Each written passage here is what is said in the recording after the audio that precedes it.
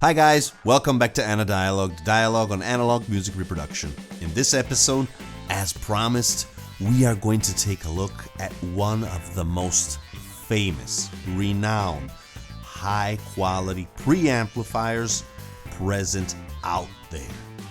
A Japanese preamplifier that is practically a legend. Audiophile, high fidelity at its best. Are you ready? Let's go.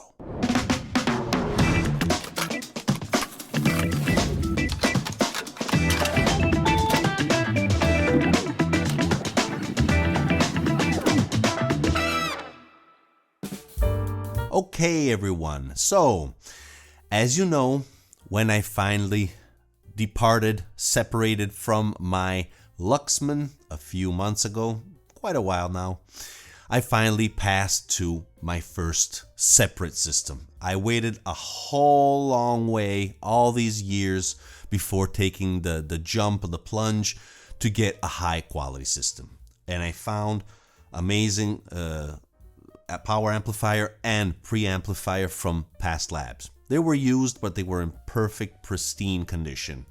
The XA30.8, 30 watts per channel in Class A with the XP22.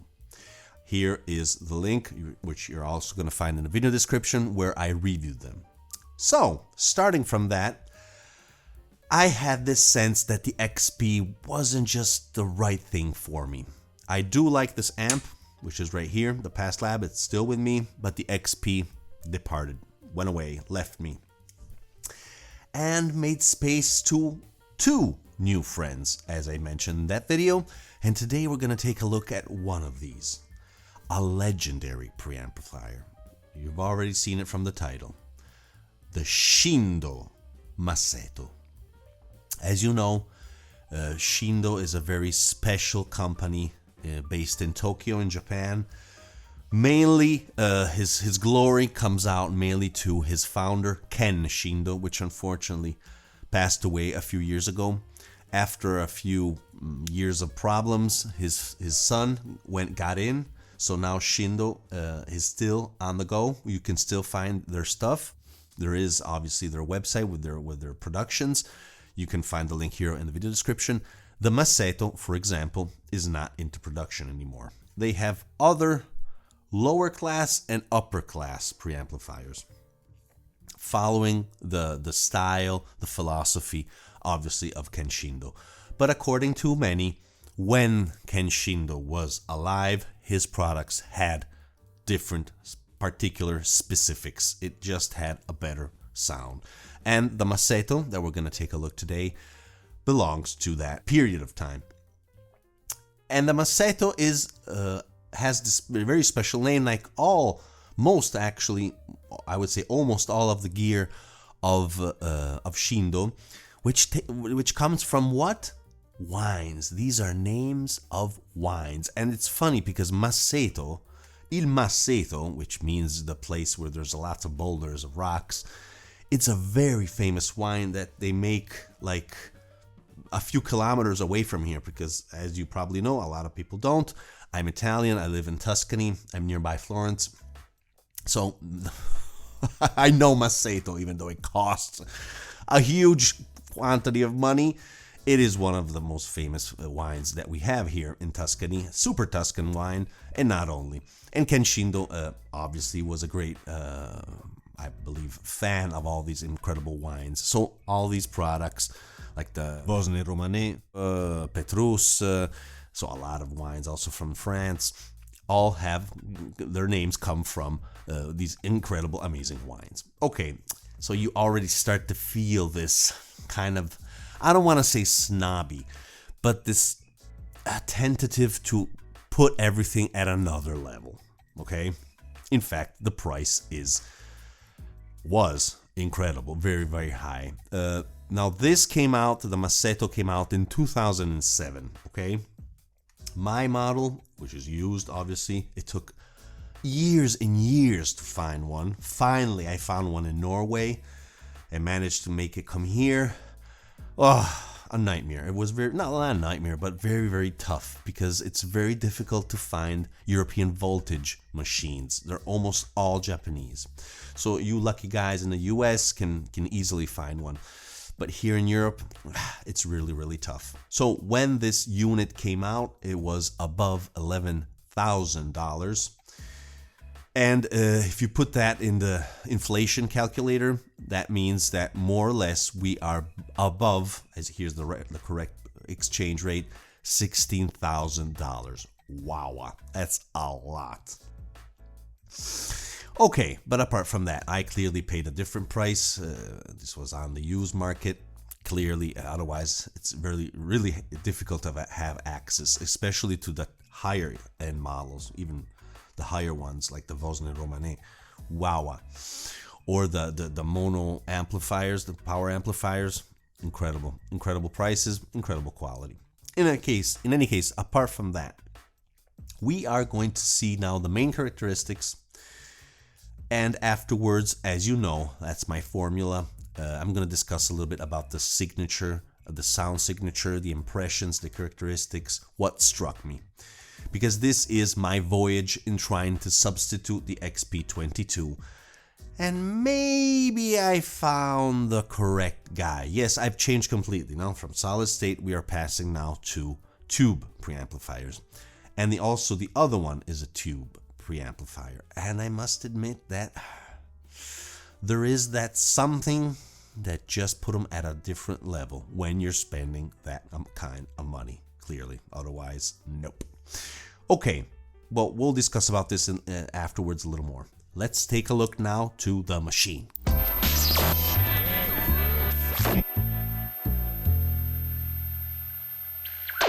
Okay guys, so here, as you can see, this is the faceplate of the Masseto, the Shindo Masseto. Very, very simple. And practically all their preamplifiers, and not only, are characterized by this dark green in contrast with this goldish lettering and knobs and things like that, which I think is something tending towards that contrast typical of English style country, fashion country stuff. In any case, apart from that, as you can see on the far left, we have the button to turn on, to power on the unit. At the center, we have the little window, the little famous window, where we have obviously the name of the model and the two main tubes. In our case, the PCL86 by Telefunken.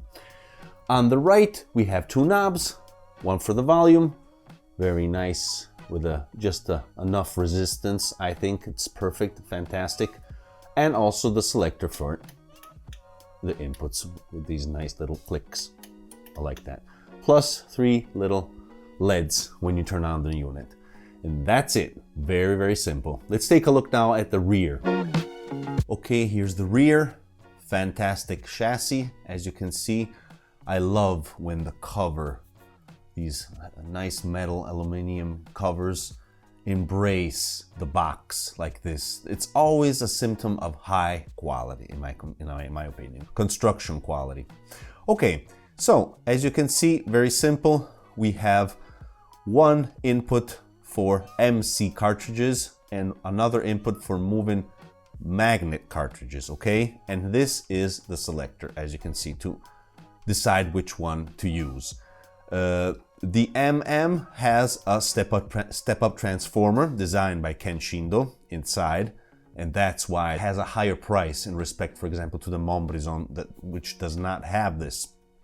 And I must admit that it's very useful to have two inputs and also the possibility to switch between one and the other in order to exclude one other one.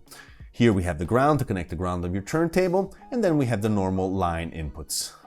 Obviously they have a name, but you can use them however you want. 4 other inputs, not that much, but a decent number in the end. Obviously we have the output, only single-ended. Here it is. And here a little bit of information. As you can see here, it says Ken Shindo. Oh yes, baby. This was done still under him, the genius. And on the far right, as you can see, the AC in. 230 volt. Yes, this is a European version. Very, very difficult to find. fantastic. Okay, apart from the external physical characteristics, let's also take a brief look to the inside part. I did a few shots before. Let's take a look at them. And one of the characteristics why this machine is so special, why it has that distinct sound, high quality sound, I want to say this since the beginning of this part of the video, is that this is a true point-to-point type of build, design, construction. As you can see, there are no circuits. Nope. It's all discrete components connected with wires, high quality wires. It just creates something different. That's also why the price is so high. So as you can see, also we have a series of other tubes apart from the two preamplifier tubes, the Telefunken. We also have, for the phono stage, we have a Philips 6189W plus one 12A-TY per channel. Plus also we have a dual power supply with two Philips 6X4WA rectifier tubes. So as you can see, all these discrete components, all these tubes, these special Telefunken tubes, because the whole design is around those babies. You can change them obviously, but it's better to keep those. Just creates a special alchemy, a special magic. A side note on the Telefunken preamplifier tubes that you're gonna find. I don't know why, this is not very clear, but they call them LCP 86. This is a different name, but in reality, the ones you're gonna commonly find new, old stock, or used on eBay and things like that is PCL 86. They're identical, the same ones. Only that for their machines, they had this reverse name. In any case, it's the same thing, and the quality is truly, truly outstanding. In fact, when I got my unit, the guy who sold me the Masseto told me that he changed just recently, 2 years ago, not even the power supply part, the phono and power part, all the tubes inside, but not the preamplifier ones, the Telefunken. In fact, the sound was very good, but it was lacking a little bit of I don't know, of oomph, of dynamics, of that emotion I was expecting, but from such a famous and renowned machine. So with extreme patience, I waited and lurked around eBay waiting for new old stock PCL 86. I managed to find them, quite expensive, replaced them, turned it on, and holy crap! The quality jump that this guy made, it's truly outstanding. I was blown away, even because from the exchange from the tubes obviously were coming from 2014 when it was manufactured. I guess you really listen to a lot of them, because we know, I mean, preamplifier tubes don't wear out that fast. They're not power tubes. It takes much longer. Boy, was I wrong. Thank God I did this exchange, because now the machine has a completely different sound. Well, it has that same sound, but much better. And now, in fact, we're going to try to have a little comparison with the solid state, and I don't want to say too much of the other preamplifier, but my impressions, my sonic impressions, my take on this incredible piece of gear, of where hi-fi can really reach the pinnacle, the vertex of this technology. Very, very basic technology, as we have seen. Nothing fancy, but very high quality and done correctly. Assembled by hand, one by one, painstaking process, and that's why also the price goes up. Who knows how many units? Mine is 135. How many more? 135 starting from 7 years ago? That's it? I don't know. That's just an hypothesis, but I don't think I'm that far from that. They probably sold double that. That's it. In any case, apart from that, let's try to understand the characteristics. The XP22 by Past Labs was truly fantastic.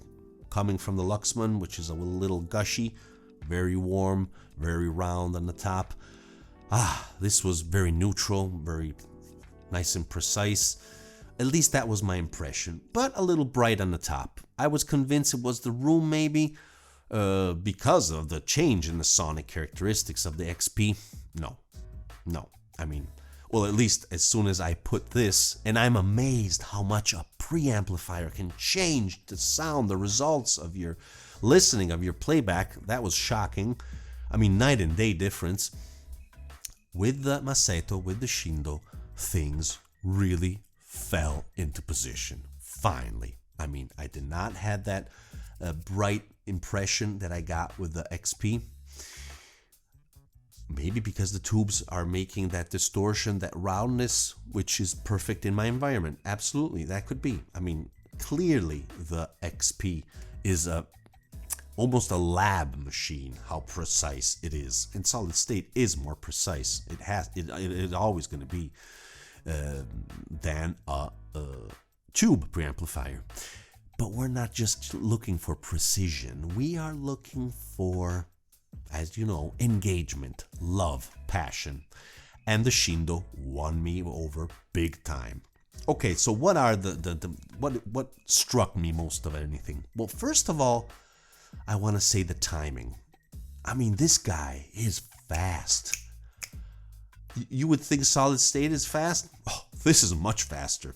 I mean, everything was perfectly in line. Music just was much more alive, vibrating, like some power was hold.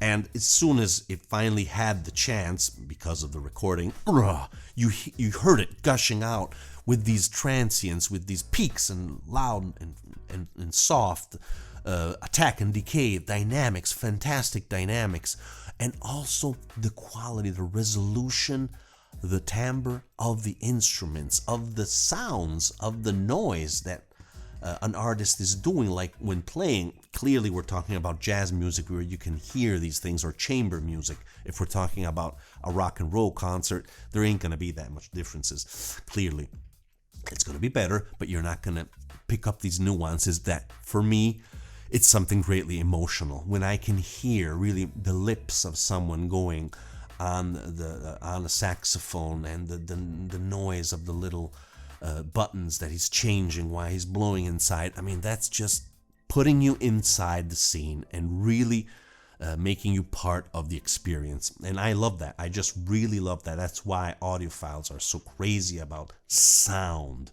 Not only music, sound. So these are characteristics that I had to underline. So overall, the experience was just overwhelming, much more engaging.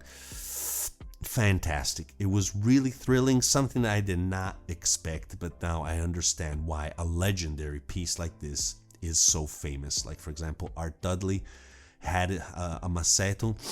Now I understand why it was one of his favorite pieces.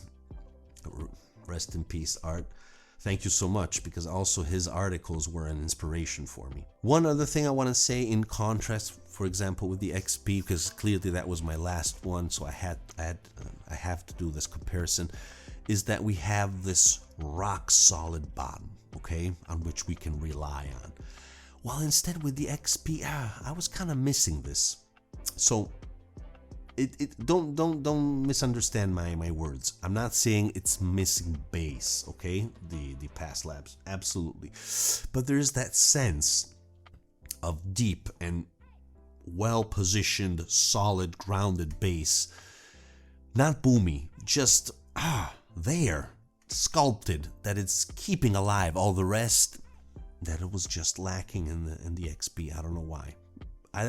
Once again, probably we're diverging from the true results. But in the end, why are we listening to this? We are listening to this stuff because we like it, because it brings emotions to us. So if it does that, I think it's good. It doesn't have to always be perfectly neutral, everything faithful to the real sound. Yes, especially if you're doing critical listening. If you're doing something to enjoy, to please yourself, get what you like. That's my philosophy, at least. And I do want to say, though, I'm sure the XP was very precise in all its reproduction, but I have a sense of resolution, of precision, much more present, almost as the music was closer to me without a veil in the Shindo. These tubes, right, guys, it's incredible. I mean, the common knowledge almost is like everything is slowed down, it's fat and warm. No, guys, here, this is a racehorse. While instead the XP was a little more composed, a little more trotting along, while this guy is galloping. Going, baby, it's going. Bring it on. So, I hope you understand from all these crazy words and phrases I said my enthusiasm and why I truly love this machine. Thank you guys for watching. Thank you for your attention. Please put your comments here below on this Shindo machine. If you know also the other ones, I'm interested in your comments. Thank you again, and remember, music is born analog. Well guys, if you're enjoying my videos and you're enjoying my channel, please consider to subscribe by clicking the black and white logo here below. Also, don't forget to click the notification bell so you'll never miss an episode and you will become a true member of the analog community.